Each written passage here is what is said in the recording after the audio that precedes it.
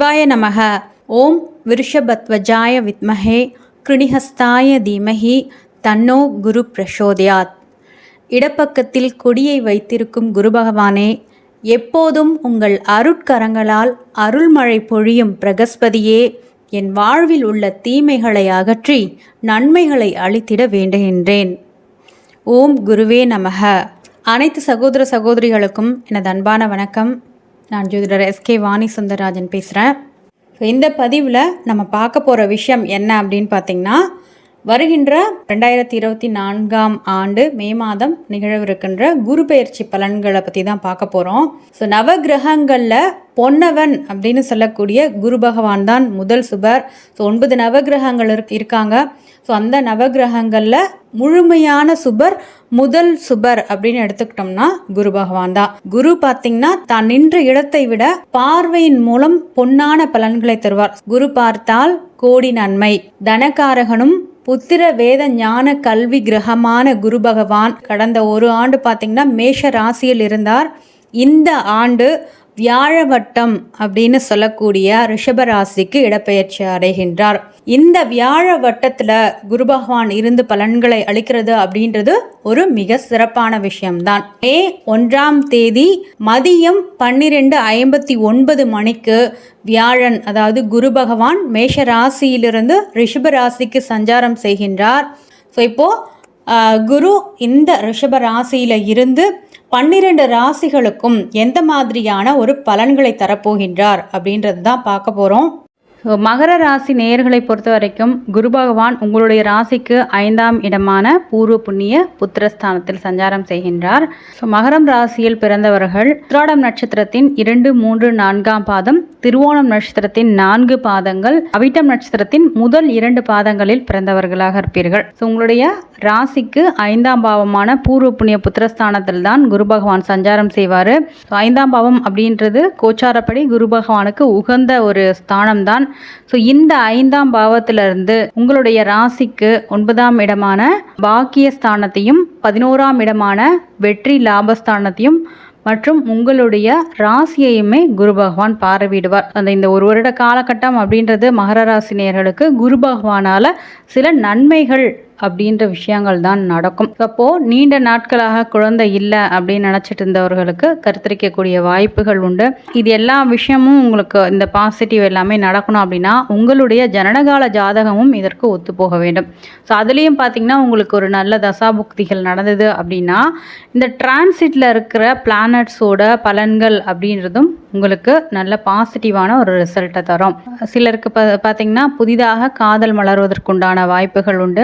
நல்ல எண்ணம், நல்ல புத்தி தெளிவு அப்படின்ற விஷயமும் இந்த காலகட்டத்தில் இருக்கும். அதே மாதிரி பார்த்தீங்கன்னா உங்களுடைய மூத்த சகோதர சகோதரிகளால் ஆதரவு கிடைக்கக்கூடிய விஷயங்கள், பெரியவர்களால் ஆதரவு கிடைக்கக்கூடிய விஷயங்கள், பெரியோர்களுடைய ஆசைகள், குருமார்களுடைய ஆசைகள், தந்தை வழியில் ஏதாவது சொத்துக்கள் உங்களுக்கு வர வேண்டியது இருந்தால் இந்த காலகட்டத்தில் சொத்துக்கள் சேரக்கூடிய விஷயங்கள் இருக்கும். பூர்வீக சொத்துக்கள் வரக்கூடிய வாய்ப்புகள் உண்டு.